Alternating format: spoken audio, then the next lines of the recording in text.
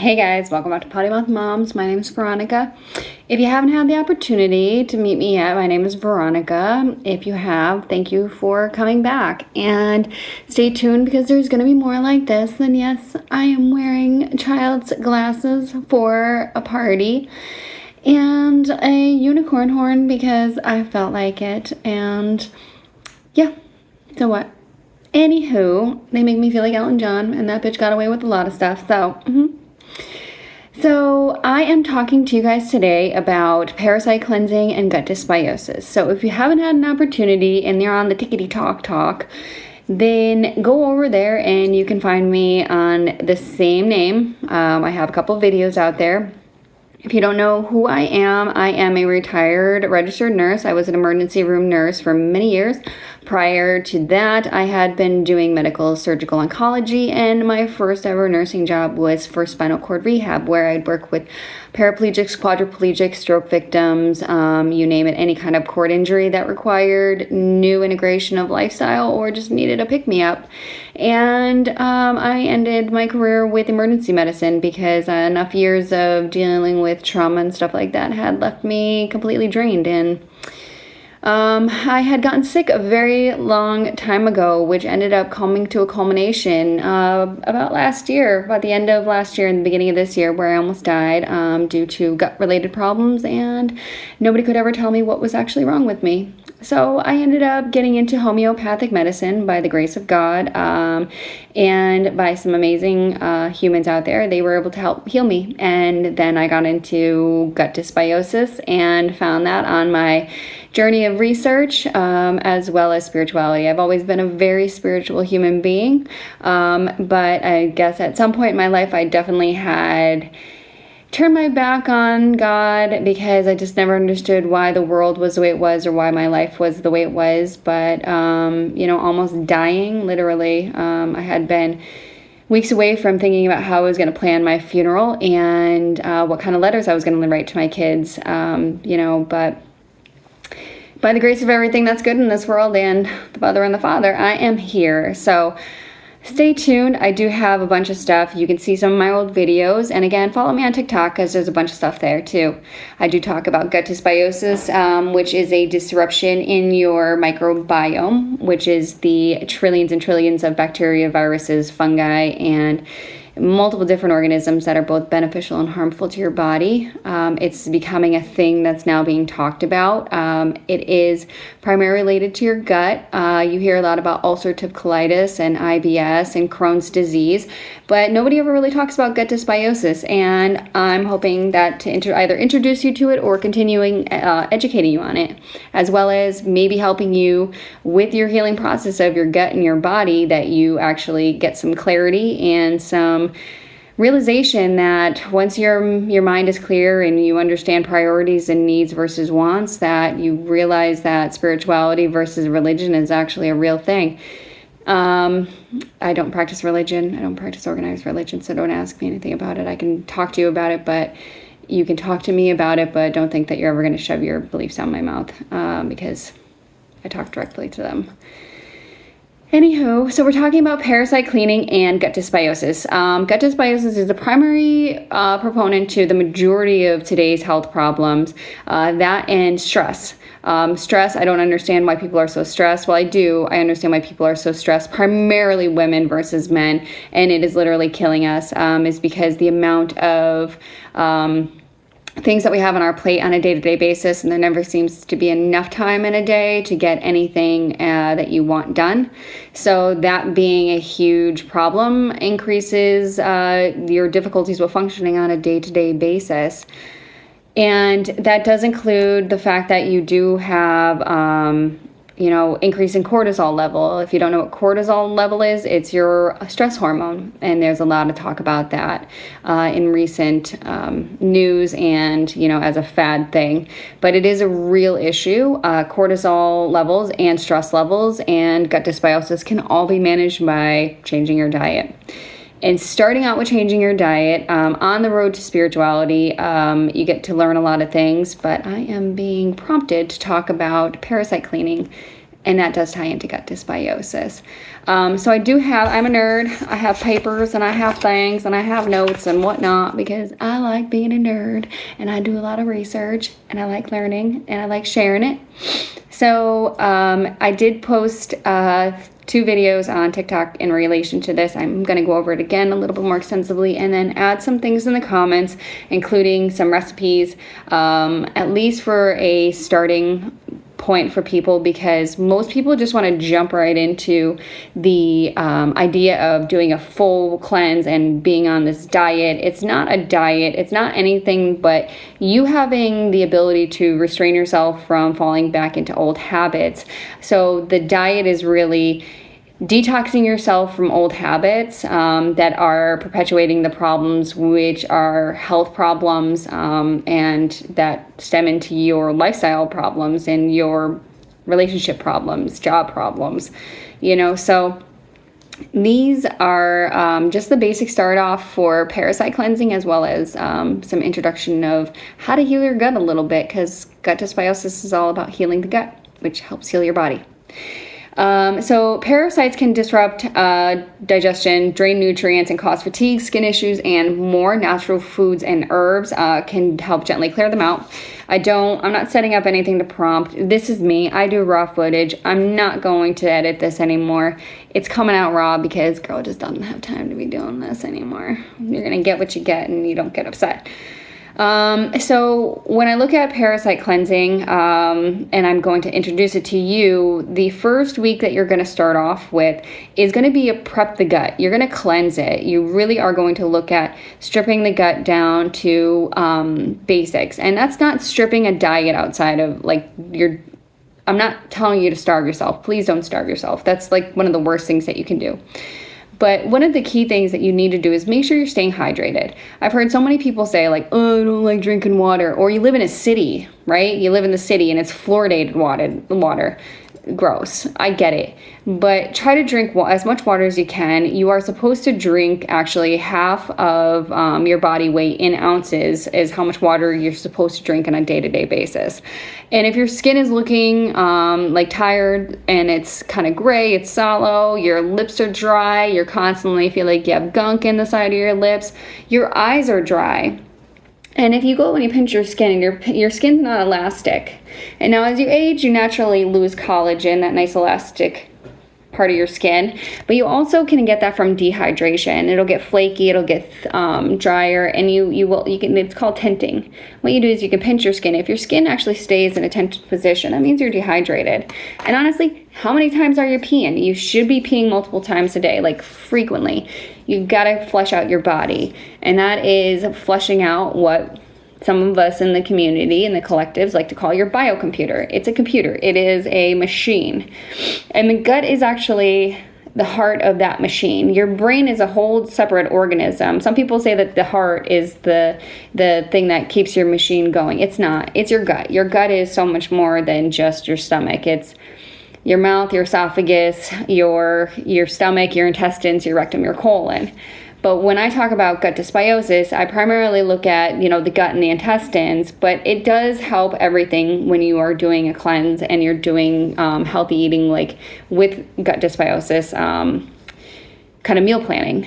And the first step is that cleansing. You got to strip the gut so that way you can get the parasites and get them out, as well as heal the gut. So we're hydrating. You're going to cut back on refined sugars. Refined sugars, what are refined sugars? Those are your white sugars. If you're getting drinks from any kind of coffee shop that's, mainstream coffee shop, or even a regular smaller coffee shop, and it's got pumps of flavoring in it. It has whip stuff on top of it. It is not just standard black coffee. You're getting some sort of refined sugar, I guarantee you, even if you put milk or cream in there. That has lactose in it. Lactose is a sugar.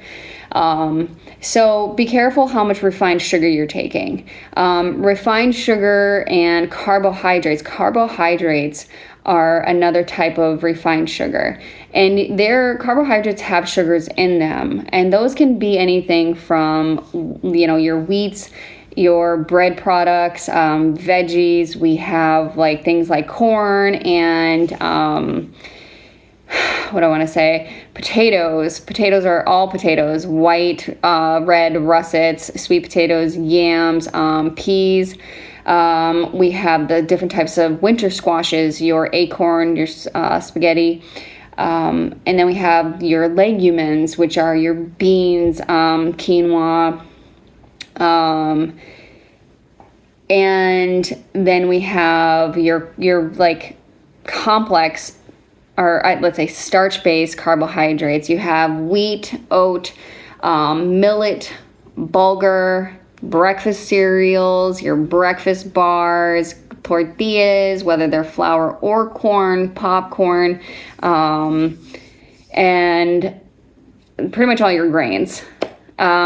There are fruits and veggies, obviously, that are different types of carbohydrates.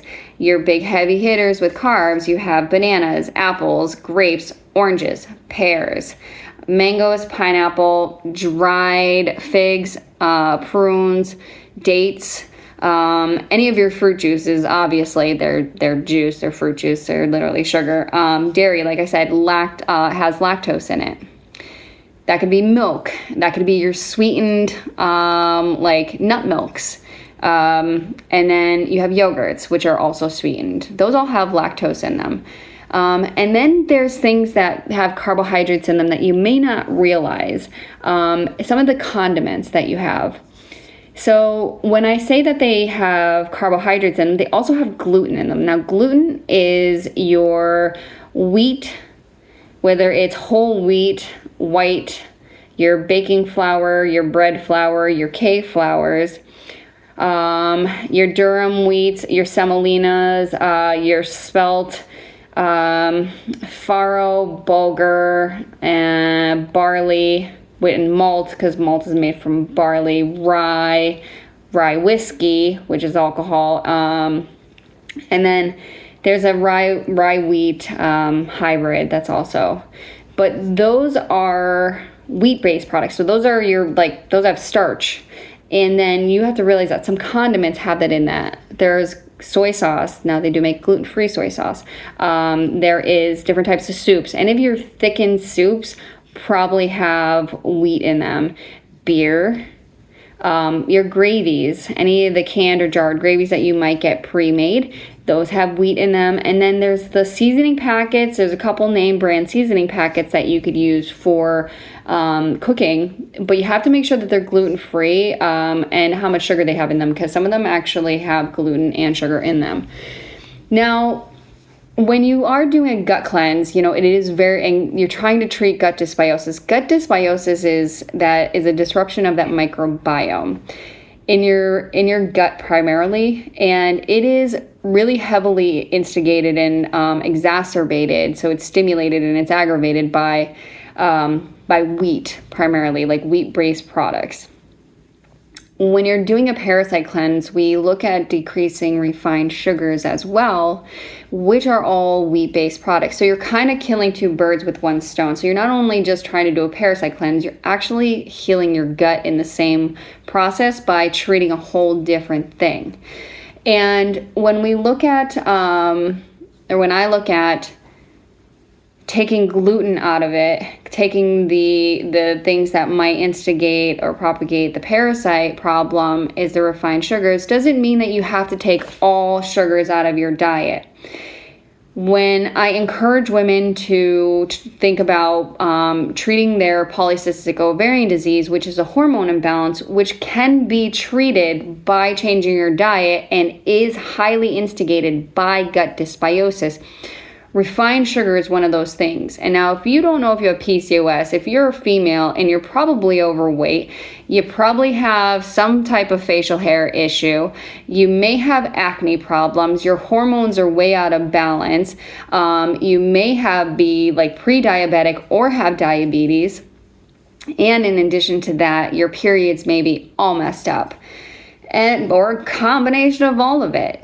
And when you have problems with PCOS, you actually have an insulin sensitivity or an insulin resistance. Now, your body's supposed to make a certain amount of insulin to counteract the amount of sugar that you eat on a daily basis. When you are putting extra sugar in there, it can't counterbalance that because you're already resistant because of the hormone balance. But when I say that you take refined sugars out and you watch the sugar intake that you're taking, doesn't mean that you actually have to cut out all sugars. It is about quality, not quantity. So if you can substitute your starch-based sugars for more of a vegetable and a fruit sugar, then I would highly encourage that. And then instead of using refined sugar, you have coconut sugar, you have sugar in the raw, you have maple syrup, and you have honey. Those are all great substitutes. But again, that's a sweetener, that's sugar base. So you have to be careful. It's about balance. But if you're really, really, really looking at getting yourself feeling better, these are things that you consciously have to be aware of. And it takes work. It's effort. It's not going to happen overnight. It's going to take trial and error. And don't overextend yourself to where you are overwhelmed with the process. It takes baby steps. So the first thing I really want to encourage you to do is looking at preparing your gut to cleanse it. And that is to remove these things from your diet. And if you really, really can, avoid alcohol, avoid dairy, avoid gluten, and processed foods, sugar. These are all very, very high irritants, and they actually feed the parasites. Excuse me, my glasses are getting knocked off. So it's kind of counterproductive if you are not sticking to this and you're trying to do a parasite cleanse. Let me just take these off because they're bothering my nose anyway. So what we're gonna do is cleanse, and you're gonna start off your day by making sure that you're hydrated. The first thing that you can do in the morning is start off with warm water with some sort of bitter, mainly lemon, warm lemon water. And then for an additional kicker, you can actually throw in a shot of apple cider vinegar, which is, the one with the mother. And if you go on my TikTok videos, it looks like there's mud on the bottom. You have to shake it up. You have to give it a little shake, Sonora, because you have to stir all that good stuff up. That's all the good bacteria that you want. So we've cut out sugars. We've cut out pretty much the starch-based carbs, and watching how much carbohydrates you are putting in. And not drinking. Alcohol it's sugar. It's sugar, and it's actually terrible for you because it causes so many other problems. But in moderation, if you want to do it. And the majority of people that I know are either recovering alcoholics or are recovered alcoholics. So we mostly abstain from it anyway. If you have a problem with recovery, there's tons of people out there that you can talk to. You can find us on TikTok if you need anybody to talk to or share stories with, or just hear other people's stories, because you're not alone. Believe me, you're not alone. And then what we're going to do is introduce steamed veggies. You don't have to douse them in butter. You don't douse them in any kind of heavy sauce. The majority of that is counterintuitive and counterproductive of what you're trying to do. There's alternative ways. Again, I'm going to put some recipes on the bottom. There's other ways that you can season. There's herbs that you can use, whether they're fresh or dried. Garlic is a really good thing to use. Bone broth. Bone broth is a really great thing to introduce as well. So if you have steamed veggies on the side, you have bone broth. And bone broth is another thing that a lot of people don't realize, is that you can add so much to it, especially when it comes to herbs.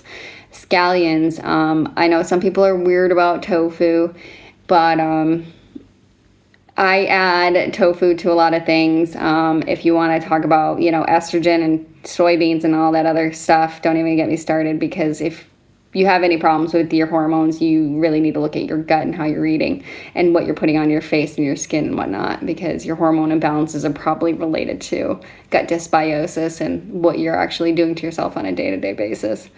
But bone broth, you can add so many different veggies into it and, kind of cook it up. Mushrooms, carrots, Again, I'll have a list. Leafy greens. And then chia seeds and flax seeds are both really great for basic prepping the gut. Chia seeds are great for absorbing. Flax seeds are great for fiber and flushing the gut out. If you are not pooping at least 4 to 5 times a day, and I'm not talking about you're straining to go, you are pooping deer pellets, which are like itty bitty, poo balls, or you have diarrhea, but you still don't feel completely emptied, then you have a problem. And then that means number one, you're not probably hydrated enough, and B, you're not eating enough fiber. And it's either one of the two or a combination of both. And a lot of people are like, oh, well, I take stool softeners and I take this and I take this. How much water are you drinking on a daily basis? And now I get it. As being a nurse, there are some people that are on fluid restrictions. I don't want to get into that because that's a whole nother issue. Why is your heart not pumping well enough that you have to be on a diuretic or a water pill to get your cankles to go down because your lymphatic system's all messed up and your cardiovascular system's all messed up? Again, totally treatable by changing your diet. But you should be drinking a lot of water. At least, again, half of your body weight per ounces per day. And if you aren't pooping well enough, you're not detoxing your body well enough. If you're not detoxing your body enough, that means that your liver is not going to be functioning well enough. Your gallbladder is going to get backed. You're not going to have a good bile secretion. You're probably going to have gallbladder issues, liver issues, gut issues, bloating, gas, distension, nausea, vomiting, constipation, diarrhea, you name it. I can keep going. Acid reflux because your gut's not emptying. It's how bad do you feel? How crappy has your life been? And what kind of things are you willing to do? I'm available. You can message me. I'm going to put suggestions not comments. Forgive me. It's been a day. I'm going to end up putting recipes and stuff in the section below the video, but there's tons of things that you can do and little suggestions that are recipes that you can go off of to try to help not just with gut dysbiosis, but we're talking about parasite cleansing. And now this is just week 1.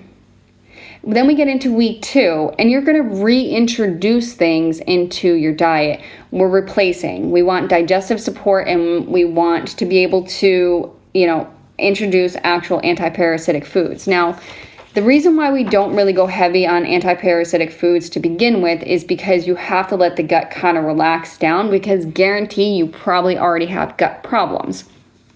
Again, nausea, vomiting, bloating. For women, be careful because bloating can actually be an underlying endometriosis, which can be treated by, gut dysbiosis, which if you follow this, you may actually find that you have relief from some of those symptoms anyway, because we're balancing out hormones. So it's not just an anti-parasitic cleanse, it's gut dysbiosis help, it's hormone regulation help, it is a whole systemic system help, but we're using it as a parasitic cleanse.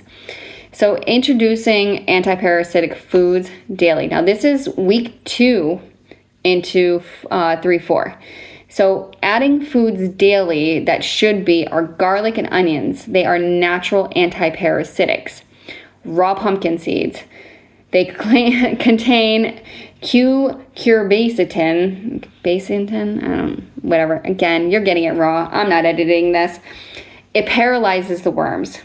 If you didn't know that was a fun fact for me. Cloves. Now, cloves are one of the things that maybe you have in your spice cabinet. The little black little thingies, you might stick them in oranges, during the winter time. It's one of those, it's one of those little things that some people do. Clove. You can use it in teas. You can use it in smoothies. And it kills parasite eggs. In case you didn't know. And actually, it's a natural breath freshener. And then we have wormwood and black walnut hull. Again, forgive me. You're getting this raw. I'm not editing. Wormwood and black walnut hull in a tea or a tincture. traditional parasite herbs, and they are. I actually have black walnut oil that I had gotten a while back, and it's a one dropper, and it tells you exactly how to use it on the packaging, and it is a little bottle, and it goes a long way. I haven't used wormwood, but again, these are two traditional anti-parasitic herbs. Pineapple and papaya are next. They have enzymes, which are bromelain and papain. They break down parasitic proteins. Now, again, I will venture back to, like, if you haven't seen my TikTok videos, go back. It might be redundant, but so every cell or organism has a cell wall around it, and this is why we tell you to, like, as anybody, that it's not dirty, and can actually have access to water and soap and stuff like that, or is just, is taught to wash their hands with soap and water. Not hand sanitizer, I'm talking about soap and water. It's the same kind of concept. Soap and water breaks down a cell wall of viruses and bacteria. And it also, that's why it cleans, cleans grease and stuff. Excuse me. The pineapple and the papaya do that to parasite cell walls. So it breaks down their proteins, and the outside of a cell wall is protein. So just a little thing about nerddom if you didn't know. Green apples and apple cider vinegar both support bile flow and detox. Green apples with the skin on. It is highly recommended that you eat them with the skin on. When we are looking at different types of, I want to segue back to fiber-rich foods that we're going to eat with the steamed veggies, bone broth, and then there's fiber-filled foods. Recommendations: leafy greens, spinach, kale, Swiss chard, broccoli, cauliflower, Brussels sprouts, carrots, beets, zucchini, celery, cabbage, green apples, like I said, with the skin on. That's what made me think about this. Avocados, pears with the skin on. We have lentils, chickpeas, black beans, and then moderate amounts of almonds, walnuts, and pumpkin seeds. And it's moderate amount because you really don't want to do anything in excessive, because you might find that you have a hard time digesting them, as well as them causing a lot of gas. So moderation, especially if you're doing a cleanse and if you have any pre-existing gut issues, which you probably do. I do say a lot. I don't really care. So in addition to the week 1 we've removed, we are prepping the gut. Week 2, we're replacing. We're adding digestive support, and that is adding in the foods that help with the actual anti-parasitic foods. So in the anti-parasitic foods, you also want to look at adding digestive bitters. When digestive bitters are, I talked about lemon water, and that is something that you use on week 1, and that actually helps stimulate your salivary glands. You have salivary glands back here, and that instigates your saliva processing, which instigates your gut enzymes to start flowing, those juices in your gut. And bitters, like there's soursop bitters, there's bitters out there that actually help when you are using them to stimulate that process, but are also beneficial health-wise in other ways. I encourage you to look them up. Dr. Sebi, S-E-B-I, was a huge proponent of them before he unfortunately passed away, R.I.P. And apple cider vinegar, like I said, is another one. Again, that's a bitter. Immediately, like, makes you want to go like that. That's why those are getting stimulated. They stimulate bile flow. They help detox, and that's why they stimulate this. So they stimulate this, which helps with the liver. The bile that is in your gallbladder that everybody wants to chop out when they have a gallbladder attack is what feeds your gut the bile, and stimulating this stimulates that, and your gallbladder is in the area of your liver. The elbow is connected to the knee bone. Not really, but. So, apple cider vinegar, 1 teaspoon in water before meals, if tolerated. Why? Because you're gonna stimulate the gut to start producing more enzymes.